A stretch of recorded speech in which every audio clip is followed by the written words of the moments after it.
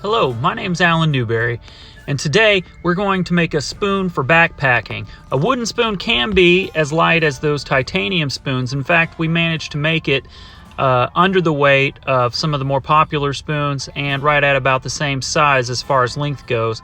So this is a pretty fun task. So for the wood, I went out and chopped a limb off of a peach tree I had in my yard that was getting a little too close to my gutter.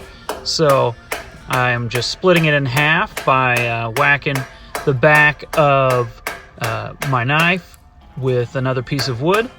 I suggest not doing it over metal like that because you can end up chopping into the metal, which is going to dull your knife. But this was a good spot for recording today. So what I'm doing now is just getting the basic shape and kind of getting rid of a large mass of the wood. I'm not doing like the fine carving, but we'll use the curved part of the wood there, that where the bark is, that's going to be where the bowl of it is, so it's going to follow the curve of the stick. And then the handle, I'm going to get a lot narrower, so I'm going to kind of leave a flat spot, and then on one side and the other side, it's just going to kind of follow the curve.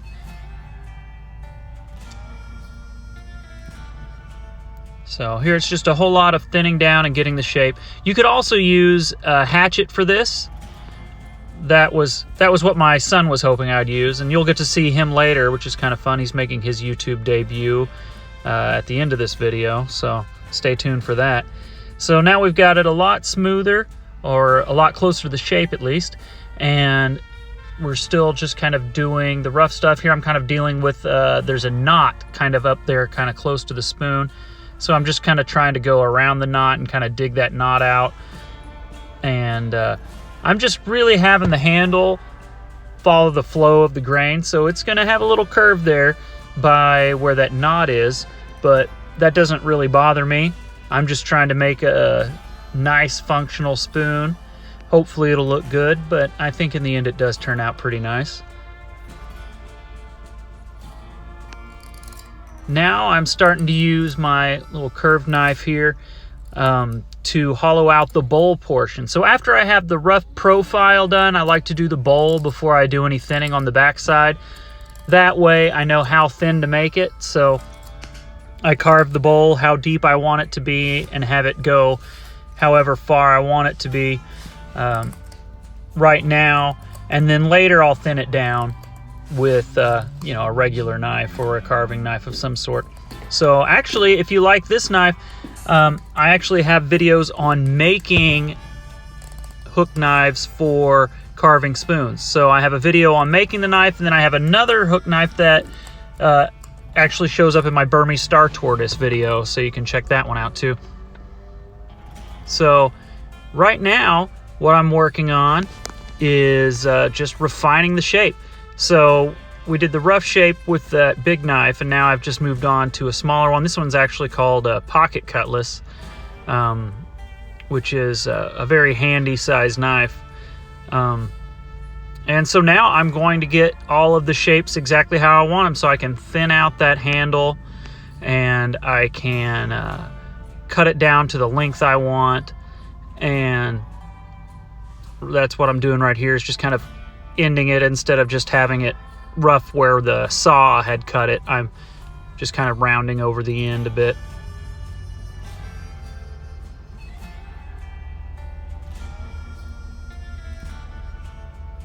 All right, and here's what it looks like now. It's pretty much done, but as you can see there, it's really got a long handle on it.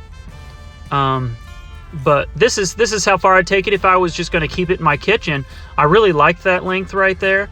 But I went over here and we're going to weigh it, and it's weighing around 20 grams, and that's definitely more than like those titanium spoons. So it's also much longer at about 11 inches.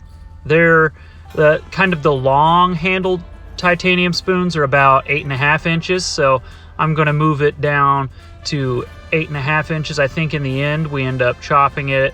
It's just a little bit longer than 8.5 inches. So here I've already kind of started whittling around in a circle.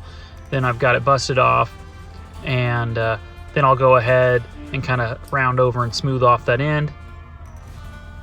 Now we're sitting at just a little longer than 8.5 inches and at 15 grams. I want to say one of the titanium spoons that I thought looked pretty cool weighed in at about 17 grams. So this is actually a little bit lighter than that spoon. I also did a little bit of thinning on the bowl part and that kind of the neck where it joins the handle.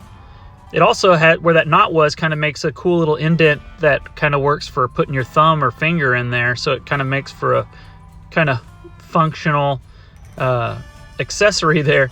I kind of liked how it ended up, and it, you know, adds a little more funk to it. So gives the spoon some personality. But you don't have to do yours the way I did here.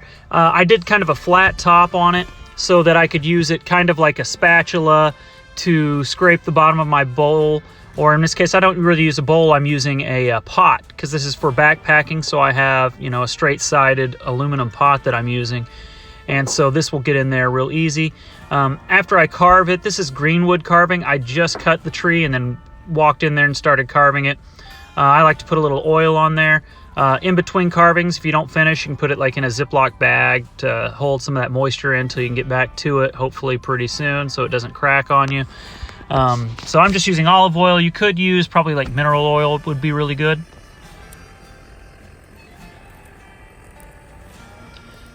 So here it is on the first firing up and use. We're getting it out there, cooking a little bacon and eggs, kind of mixed together a little bit.